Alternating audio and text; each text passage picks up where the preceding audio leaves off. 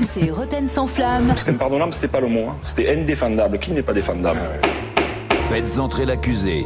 Alors hier, pour la première demi-finale allée de Ligue des Champions, le Real a accroché un nul à Munich hier contre le Bayern 2-2. Nouvelle démonstration de ce fameux réalisme offensif à des joueurs de Carlo Ancelotti qui ont passé une grosse partie du match à défendre, comme si ça faisait partie désormais du style Real. On l'avait vu au tour précédent contre City. Un style à l'opposé de l'esthétisme, longtemps mis en avant quand on évoque l'histoire du club et les stars passées. Alors le Real est accusé de renier son histoire avec un tel style de jeu. Et l'accusation est menée par le procureur et historien du football, Jean-Michel Larquet. Bonsoir, monsieur le procureur. Et qu'il y a des règles. Bonsoir, messieurs. L'avocat du Real Madrid, c'est maître Jérôme Roten. Bonsoir, maître. Bonsoir à tous. Le juge Vérel va trancher. Bonsoir. Je ne ferai pas de cadeau. Bien sûr, on s'en doute. Alors, monsieur le procureur Larquet, qu'est-ce que vous reprochez au Real d'hier ? Je sais qu'il n'y a pas qu'une façon de jouer au football. Et le Real Madrid s'adapte à ce qu'il peut faire actuellement. Mais pour ceux qui ont connu le Real Madrid depuis la grande époque, depuis ce qui n'est pas le cas de Maître Roten, loin de là, de la grande époque, et cette équipe qui trustait les victoires lors de la création par Gabriel Hanno de la Coupe d'Europe des clubs champions en 1955, la grande époque Di Stefano, Puskas, Rento et compagnie. Et puis, il y en a eu d'autres parce qu'il y a eu la Quinta del Buitre avec Butragueño, Mitchell et compagnie. Charlemagne. Mais c'est vrai que cette équipe... Ouais, tu vas pas te faire avoir par ça quand même, Jean-Michel. C'est fou. Et après, il y a le Joël d'Henri IV. La Quinta del Buitre, oui. Là, le Real Madrid, il y avait deux choses qui m'impressionnaient. La qualité de son jeu et je suis un sentimental et cette tenue blanche immaculée. C'était magnifique. Ils l'ont toujours. Non, parce qu'ils ont une pub maintenant. Eh oui. Peut-être que tu n'as pas vu la pub, mais bon, non, mais tu ne regardes pas les matchs, tu ne peux pas voir la pub. Oui, Tu ne peux pas voir qu'ils ont une pub. Disons qu'à l'époque, c'était en noir et blanc, c'est pour ça. Bah ouais. Et bien plus, c'était en noir et blanc, mais le blanc, on le voyait très très bien. Et tout le reste était noir. Et honnêtement, je préfère le blanc que... Mais c'est vrai qu'il y avait un style Real Madrid, qu'il y avait une patte Real Madrid, qu'il y avait des joueurs fabuleux, qu'il y a toujours eu des joueurs fabuleux jusqu'à pas longtemps. Mais c'est vrai qu'ils sont un peu dans le creux de la vague. Et je pense, par exemple, ça tient peut-être qu'à un joueur ou à deux joueurs, mais en tout cas à un joueur, il me semble que la retraite ou la pré-retraite de Modric, par exemple, a entraîné une modification du jeu du Real. Et que le jeu du Real avec Modric et Benzema, mais surtout avec Modric à la construction, ce serait le grand, Modric, pas celui qui est sur la pente descendante maintenant, ce serait autre chose. Et pour quelqu'un qui aime le Real Madrid profondément, pour tout ce qu'il a donné au football, c'est regrettable. Je sais que c'est un passage obligé en fonction de l'effectif qu'ils ont aujourd'hui, mais c'est un regret tout de même de ma part. Donc, je ne vais pas brûler ce que j'ai adoré, je vais simplement regretter que ce passage se prolonge et que les victoires ou les qualifications ou les matchs nuls, pour le moment, ils ne sont pas qualifiés, mais que la qualification contre City soit juste un petit épisode, une exception à ce que le Real Madrid nous a donné jusqu'à présent. Voilà, c'est tout. Donc, je n'accuse le Real Madrid de rien. Personnellement, je regrette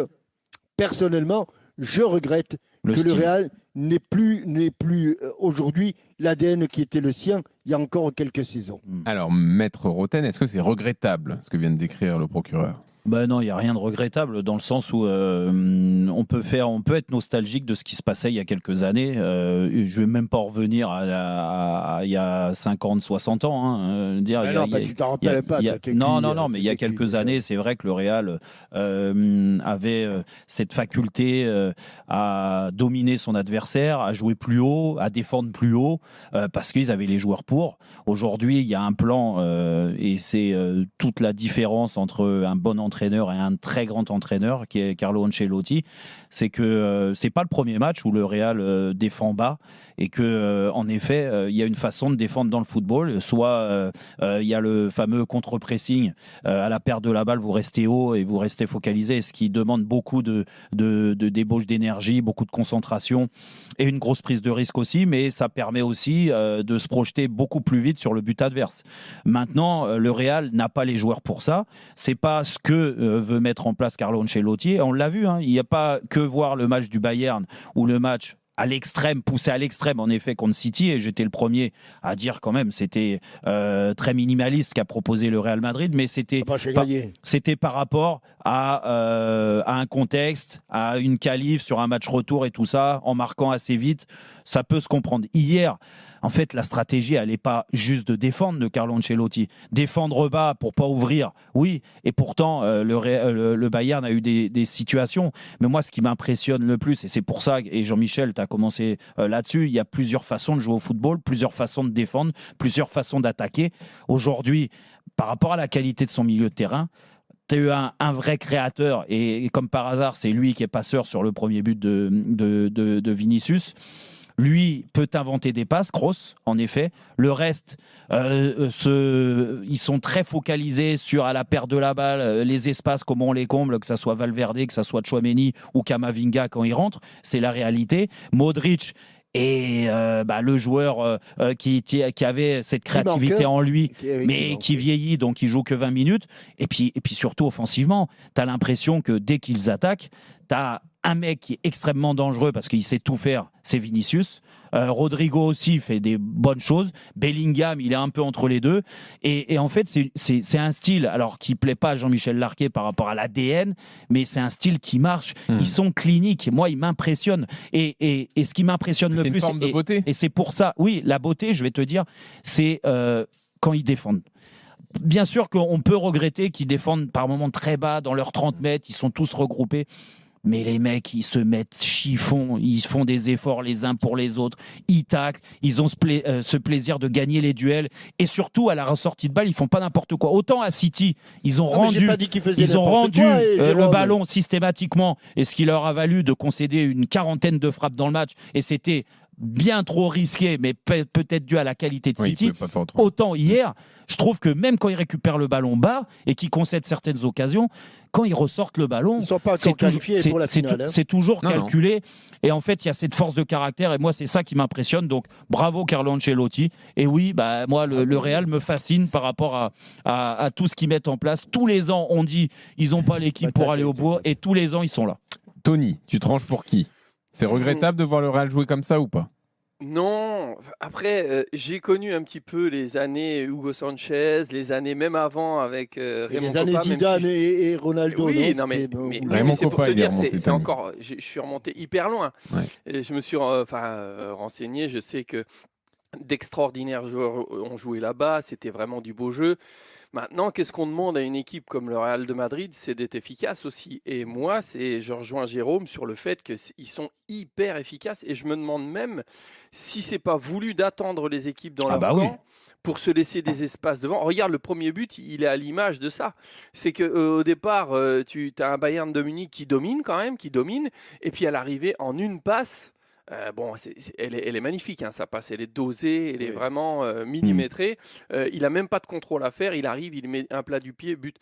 Je veux dire, c'est quand même extraordinaire de réussir contre une équipe comme le Bayern de Munich sur une passe à mettre tout le monde dans le vent, quoi. Et ça, moi, je trouve que rien que pour ça, même si c'est sûr qu'on aime les équipes qui vont de l'avant, qui dominent, mais je veux dire, à un moment donné, en fonction, et tu l'as même dit toi-même, Jean-Michel, ils ont certains joueurs qui est peut-être plus au top, comme Modric, qui était capable, lui, de faire le jeu. De faire remonter le bloc. Exactement. Donc, à un moment donné, il s'adapte, et moi, je trouve que c'est beau ce qu'il faut. Parce que sincèrement, moi, je ne les voyais pas aller en demi-finale cette année. Merci, donc, Tony. Alors, je l'ai écrasé. C'est une victoire de Jérôme, pas de problème. Écrasé. Il était d'accord avec nous, je suis sûr. Oui, non, je crois pas. Gardons quand même un peu de temps pour parler. C'est la règle Larquet, ça. Parlons quand même du meilleur homme sur la pelouse hier.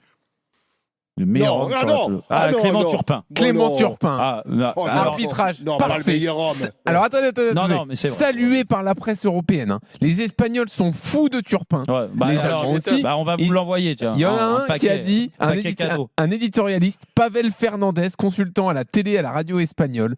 Clément Turpin. Pavel, il se prénomme Oui, bon, Pavel. ça, on n'a pas son arbre généalogique, mais il s'appelle Pavel, oui. D'accord. Il est Clément slovaque, Turpin. je crois qu'il est slovaque. Clément Turpin, c'est autre chose. C'est 10 niveaux au-dessus de tous les autres. C'est ce que la France a de mieux à offrir. Mieux que la Tour Eiffel, que Notre-Dame, que l'Arc de Triomphe. Non, mais, Et Pavel, il a regardé Pavel, un t'es un match. guignol et tu es en train de donner raison à Monsieur Borghini qui nous a expliqué Non, mais que... attends, faut avouer Non. qu'il y a un truc là. Il y a un problème quelque part. Non, Il peut pas être aussi mais- bon en mais- Ligue des mais- Champions et mais- aussi à la rue en Mais championnat. parce que déjà il est plus Parce modeste. qu'il est, parce il qu'il est a même quoi- pas dans il- la rue, il est dans l'impasse en Il, est, championnat. il comprend rien à l'allemand, donc il peut pas leur parler et les prendre de haut. De toute façon, il y a ça. Et puis autant. Est-ce que les joueurs on peut- sont pas moins insupportables qu'en Ligue 1 on peut. Non, mais c'est lui qui est Est-ce insupportable en Ligue 1. que Turpin est Autant moins on peut- arrogant en Coupe d'Europe? Ouais, largement, largement. Donc, peut-être que les joueurs ont peur aussi de prendre un jaune et de rater une Ouais, mais éventuelle je te- finale. je te Largement, pose la question, oui. mais moi, autant on peut le critiquer, et je suis le premier à le faire quand il est pas bon Ouais. et trop souvent, malheureusement, en Ligue 1, par rapport à l'arbitrage, du moins ce qu'il représente dans l'arbitrage français, autant hier, on peut le féliciter en Bravo. effet. Il a fait un Je match dirais bravo Clément. magnifique. Non, mais ce que je comprends pas, il faudrait lui poser la question Pas quand même. pourquoi des petites fautes tu nous fais tout un pataquès en Ligue 1 à arrêter le match, C'est vrai. à parler aux joueurs, à leur dire et tout. Là, tu Mais- laisses, t'as même pas envie de parler, tu laisses le rythme et tout. Ben, tu sais, la qualité d'un match aussi, et la Ligue des Champions veut ça, et c'est pour ça qu'on dit que c'est la plus belle des compétitions, parce que ça va plus vite, mais ça va plus vite parce que l'arbitre, il fait pas n'importe quoi, il siffle pas n'importe quand. Et hier, franchement, toutes ces décisions, elles sont bonnes. Les joueurs, on n'a pas senti énormément de frustration quand on a l'impression qu'ils se trompaient. Donc bravo pour ton arbitrage. Ben, serre-toi-en, refais-toi le match 10 fois cette semaine pour que ce week-end en Ligue 1, bah, tu sois aussi performant. Mais là, j'en doute.